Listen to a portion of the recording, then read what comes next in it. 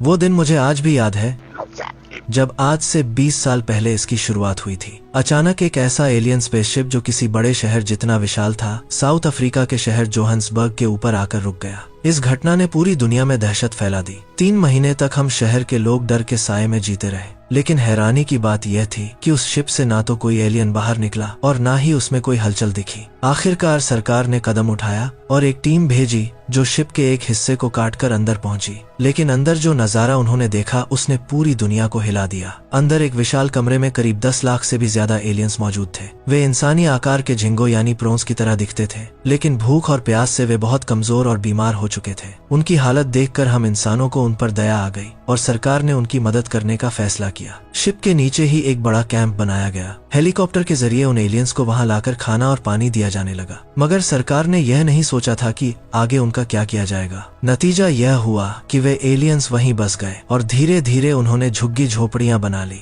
कुछ ही सालों में वह इलाका एक बड़ी बस्ती में बदल गया जिसे डिस्ट्रिक्ट 9 कहा जाने लगा। सरकार ने इनकी देखरेख का जिम्मा मल्टीनेशनल यूनाइटेड को सौंपा। यह संस्था असल में हथियार बनाने वाली दुनिया की सबसे बड़ी कंपनी थी। उन्होंने एलियंस को इंसानों से अलग रखने के लिए उनकी बस्ती के चारों ओर फेंसिंग तार लगा दी और बाहर मिलिट्री तैनात कर दी। लेकिन अब सवाल यह उठता था कि आखिर वे एलियंस धरती पर आए क्यों थे? क्या वे मदद मांगने आए थे या कब्जा जमाने? इसका पता लगाना मुश्किल था, क्योंकि वहां मौजूद सारे एलियंस मंदबुद्धि रखते थे और उनमें सोचने समझने और फैसले लेने की क्षमता नहीं थी। विशेषज्ञों का मानना था कि शायद वे सब वर्कर्स थे और उनके लीडर पहले ही कुपोषण से मर चुके थे। मगर कुछ विशेषज्ञों को शक था कि यह सब एक चाल भी हो सकती है, क्योंकि शुरुआत में लोगों ने शिप का एक बड़ा हिस्सा नीचे गिरते देखा था। उन्हें लगता था कि वह हिस्सा शायद कमांड मॉड्यूल था जिससे शिप कंट्रोल होता था, लेकिन वह नीचे आने के बाद गायब हो गया और आज तक नहीं मिला।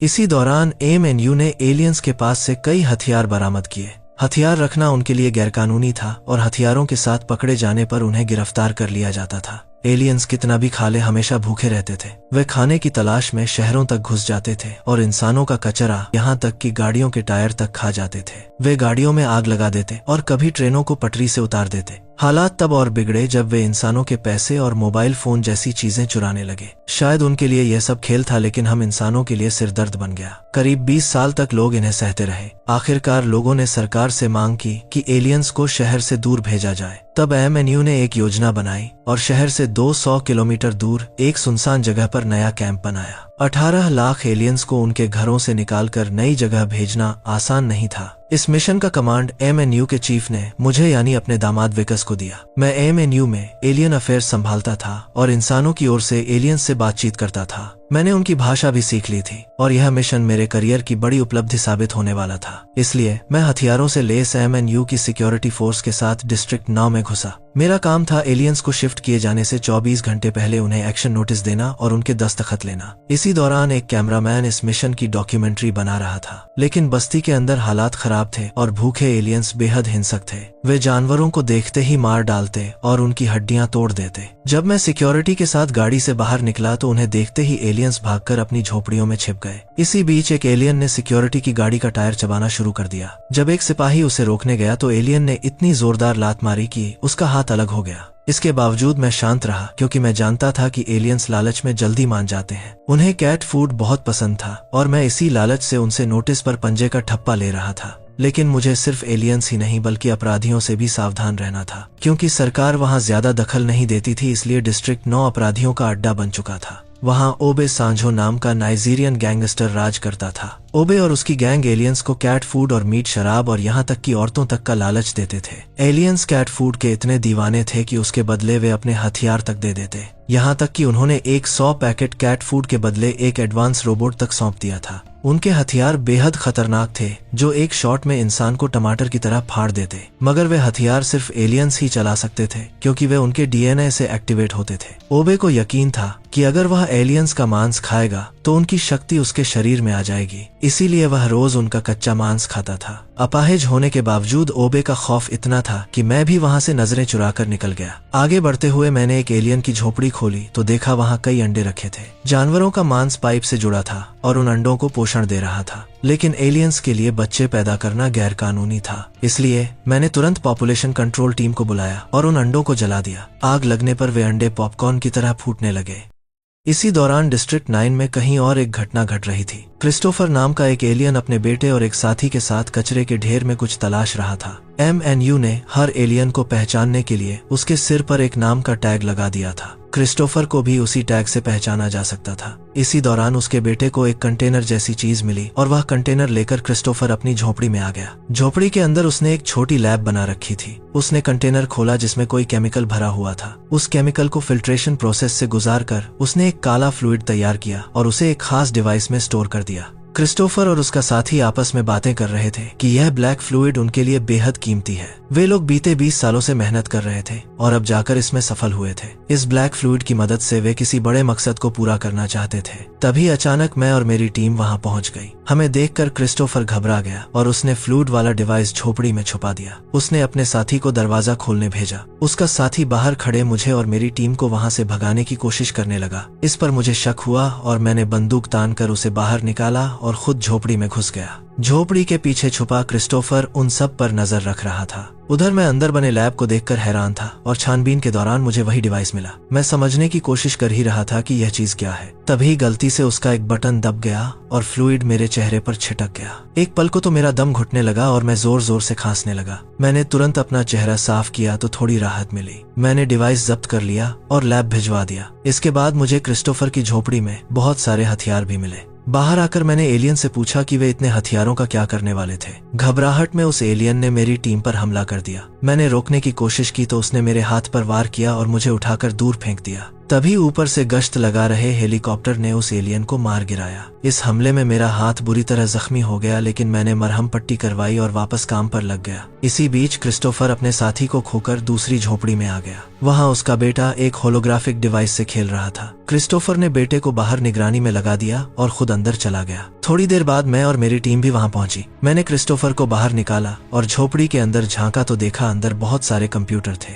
यह देखकर मुझे समझ आया कि क्रिस्टोफर टेक्नीशियन है, लेकिन वह इतने कंप्यूटरों के साथ आखिर कर क्या रहा था। मैं सवाल पूछ ही पाता कि अचानक मेरी हालत बिगड़ने लगी। मैं बुरी तरह उल्टियां करने लगा और मेरे मुंह से झाग जैसी चीज निकलने लगी। मैंने उसी समय काम रोक दिया और अपने साथियों के साथ MNU हेडक्वार्टर लौट चला। रास्ते में मैंने एक रेस्टोरेंट पर गाड़ी रुकवाई और बहुत सारा खाना मंगवाया। मैं ऐसे खाने लगा जैसे सालों से भूखा हूँ, लेकिन तभी मेरी नाक से काला फ्लूइड बहने लगा, वैसा ही जैसा क्रिस्टोफर के डिवाइस से निकला था। अब मेरी हालत लगातार बिगड़ रही थी, पर मैं अपनी तबीयत से जूझते हुए भी काम कर रहा था। ऑफिस में काम करते वक्त अचानक मेरा एक नाखून निकल गया। मैं घबरा गया और बाथरूम भागा। मैंने दूसरा नाखून खींच कर देखा, बस हल्का सा जोर लगाते ही वह भी निकल गया। डरा हुआ मैं उसी समय घर आ गया, लेकिन घर पर मेरा जन्मदिन का सरप्राइज इंतजार कर रहा था। मेरी पत्नी और पेरेंट्स ने पार्टी रखी थी और मैं सबके सामने सामान्य बनने की कोशिश कर रहा था। पर जब मैं केक काटने गया तभी मेरे मुंह से काले फ्लूइड का फव्वारा फूट पड़ा और मैं बेहोश हो गया।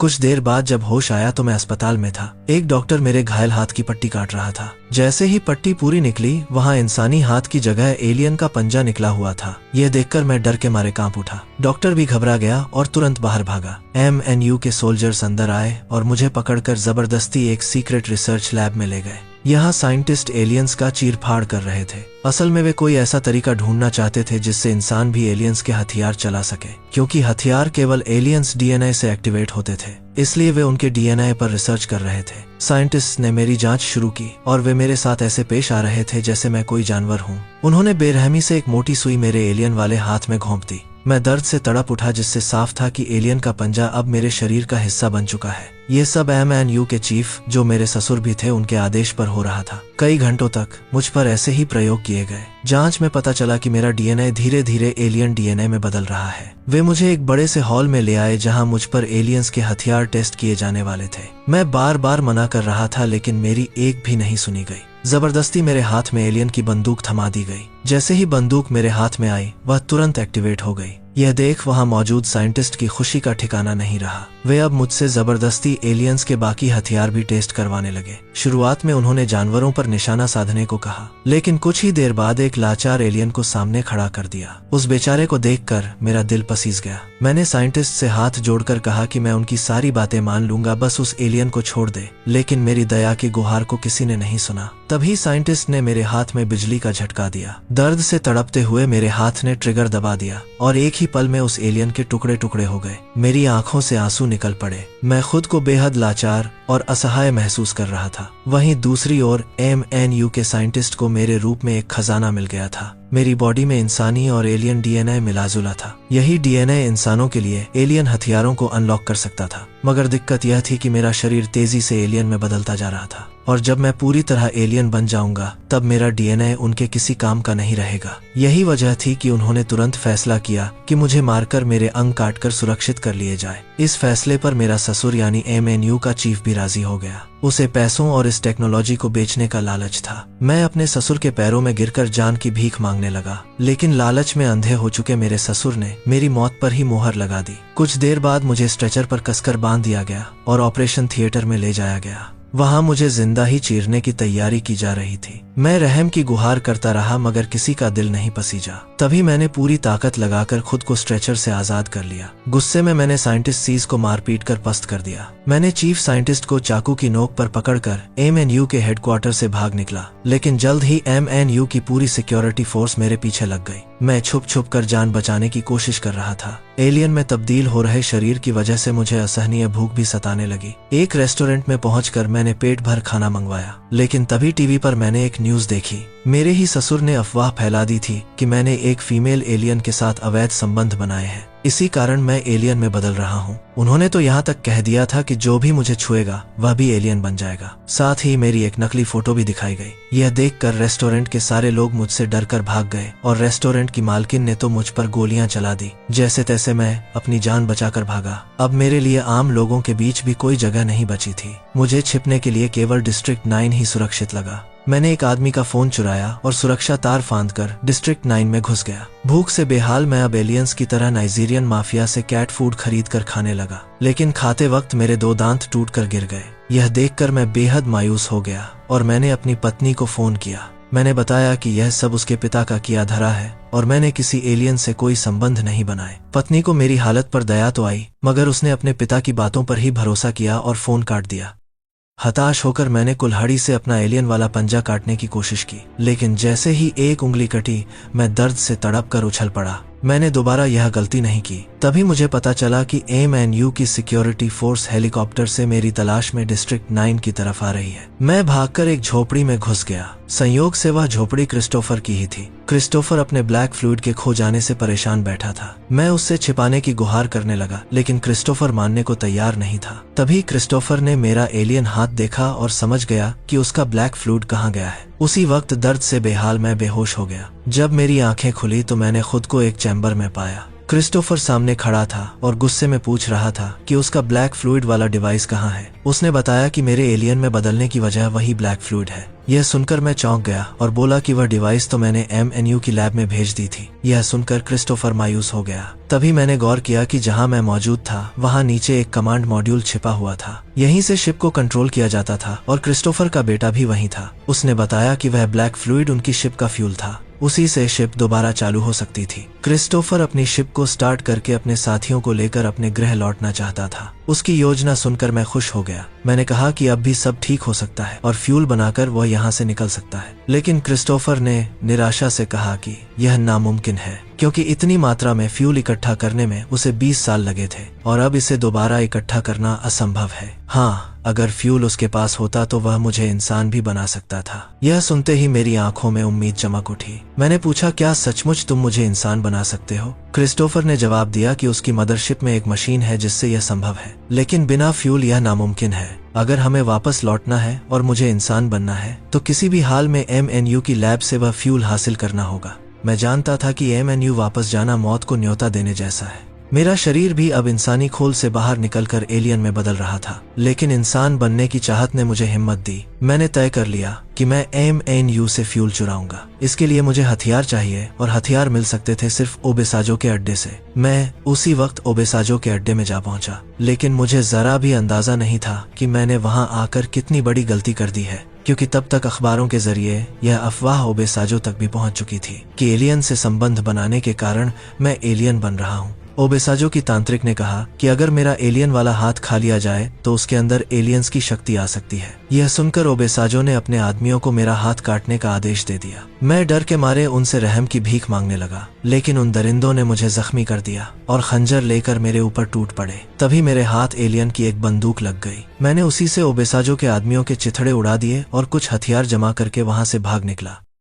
इसके बाद मैं क्रिस्टोफर के साथ फ्यूल चुराने MNU के हेडक्वार्टर पहुंचा। बाहर धमाका करके हम दोनों सिक्योरिटी फोर्स के जवानों को मारते हुए अंदर घुसे। आखिरकार हमें फ्यूल मिल ही गया, लेकिन तभी क्रिस्टोफर ने अपने साथियों की चीर फाड़ हुई लाशें देखी। यह देखकर वह स्तब्ध रह गया। मैं उसे कवर देता रहा और जल्दी भागने को कहता रहा, मगर क्रिस्टोफर वहीं जमे रहा। उधर सिक्योरिटी फोर्स का कर्नल अपनी टीम के साथ हम पर लगातार हमला कर रहा था। शुक्र था कि मेरे पास एलियन की गन थी, जिसका हर शॉट खुद ब खुद दुश्मन पर निशाना साधकर उन्हें खत्म कर देता था। काफी समझाने के बाद क्रिस्टोफर ने होश संभाला और हम दोनों वहां से भाग निकले। हम डिस्ट्रिक्ट 9 पहुंच गए, लेकिन कर्नल और उसकी टीम अब हाथ धोकर हमारे पीछे पड़ी थी। आदेश था कि मुझे जिंदा पकड़ना है। मैं और क्रिस्टोफर उस झोपड़ी में आ गए जिसके नीचे कमांड मॉड्यूल मौजूद था। हमें जल्दी से जल्दी उसे स्टार्ट कर मदरशिप तक पहुंचना था। क्रिस्टोफर ने अपने बेटे को मॉड्यूल संभालने भेजा और खुद कंप्यूटर सेटअप करने लगा। इसी दौरान मैंने पूछा, अब तो हम मदरशिप तक पहुंच सकते हैं, वहां पहुंचकर मुझे इंसान बनाने में कितना वक्त लगेगा? क्रिस्टोफर ने जवाब दिया, 3 साल।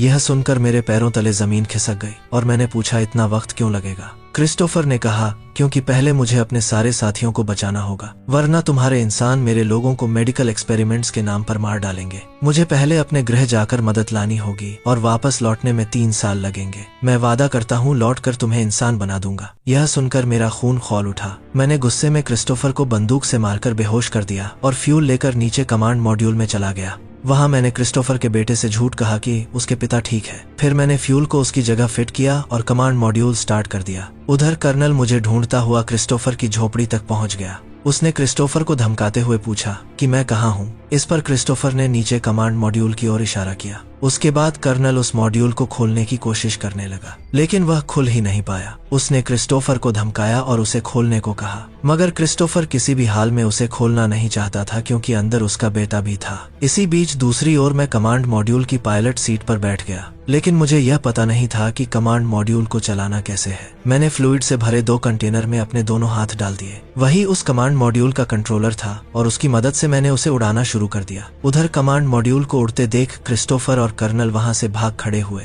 मैं कमांड मॉड्यूल को उड़ाता हुआ मदरशिप की ओर ले जाने लगा, लेकिन तभी कर्नल की टीम ने कमांड मॉड्यूल पर रॉकेट दाग दिया, जिससे मॉड्यूल बेकाबू होकर जमीन पर गिर पड़ा। इस हादसे में मैं बुरी तरह घायल हो गया और आखिरकार कर्नल ने मुझे दबोच लिया। इसके बाद मुझे और क्रिस्टोफर को गिरफ्तार करके वापस MNU के लैब में ले जाया जाने लगा। क्रिस्टोफर को अपने बेटे की चिंता सताने लगी, जो अब भी कमांड मॉड्यूल के अंदर छुपा हुआ था। वहीं मुझे लगने लगा कि अब सब खत्म हो चुका है, पर तभी अचानक कर्नल की टीम पर हमला हुआ। एक ट्रक ने टक्कर मारकर उनकी गाड़ी पलट दी। उन पर हमला करने वाले ओबेसाजो के आदमी थे। ओबेसाजो ने मुझे पकड़ने के लिए उन्हें भेजा था, क्योंकि वह मेरा मांस खाने के लिए बेताब था। ओबेसाजो मेरे हाथ को काटकर खाने में जरा भी देर नहीं करना चाहता था। उसके तांत्रिक साथी ने मेरे हाथ पर झाड़ फूंक करना शुरू किया। तभी उसके एक आदमी ने खंजर निकाल लिया ताकि मेरा हाथ काट सके। इस दौरान 3-4 लोग मुझे कसकर पकड़े हुए थे, लेकिन जैसे ही वे मेरा हाथ काटने को हुए, वैसे ही उन सभी पर अचानक जोरदार हमला हुआ। वह हमला पीछे से आए एलियन रोबोट ने किया था, जिसे कमांड मॉड्यूल से क्रिस्टोफर का बेटा कंट्रोल कर रहा था। उस रोबोट ने ओबेसाजो और उसके सारे आदमियों को खत्म कर दिया। इसके बाद उसने रोबोट का पायलट सेक्शन खोल दिया और मुझे बचा लिया।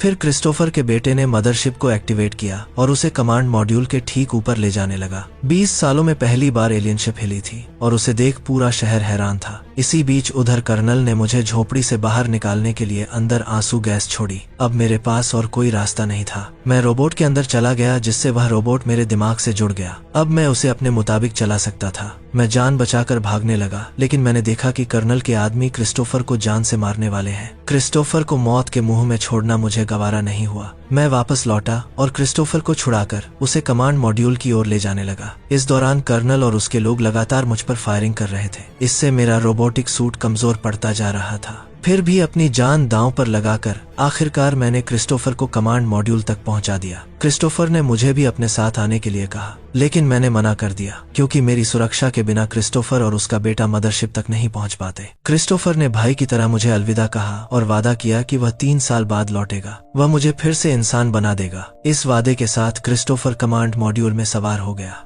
तब तक उसका बेटा मदरशिप को कमांड मॉड्यूल के ऊपर ले आया था। मदरशिप ने अपने आप ही मॉड्यूल को अंदर खींच लिया। उधर मैंने कर्नल की पूरी फोर्स को खत्म कर दिया था, लेकिन मैं खुद बहुत घायल हो चुका था। मेरा रोबोट भी अब निष्क्रिय हो गया और मैं उससे बाहर निकल आया। अब मैं आधा एलियन बन चुका था। तभी कर्नल ने मुझे बंदूक के निशाने पर ले लिया। मैंने उसके सारे लोगों का सफाया कर दिया था, इसलिए कर्नल ने मुझे जिंदा पकड़ने के बजाय मार डालने का इरादा किया। वह जैसे ही ट्रिगर दबाने वाला था तभी अचानक भूखे एलियंस की टोली वहां पहुंची। उन्होंने एक ही झटके में कर्नल के हाथ, पांव और सिर को उखाड़ दिया और उसकी दावत उड़ाने लगे। अब मेरे ऊपर से खतरा टल चुका था। इसी के साथ क्रिस्टोफर शिप लेकर अपने ग्रह की ओर रवाना हो गया, लेकिन वह अपने पीछे 20 लाख साथियों को छोड़ गया जो अब बेसहारा हो चुके थे। वहीं जोहान्सबर्ग शहर के लोग एलियन शिप के चले जाने से सुकून महसूस कर रहे थे। आगे चलकर मेरी यह कहानी पूरी दुनिया में मशहूर हो गई, लेकिन उस दिन के बाद किसी ने मुझे नहीं देखा। लोग मानते थे कि मैं मर चुका हूँ, लेकिन सच्चाई यह थी कि मैं अब पूरी तरह एलियन में बदल चुका था और डिस्ट्रिक्ट 9 ही मेरा नया घर बन गया था। हालांकि यह जिंदगी मुझे नरक से भी बदतर लग रही थी, लेकिन मैं इस उम्मीद में जी रहा था कि क्रिस्टोफर अपना वादा जरूर निभाएगा।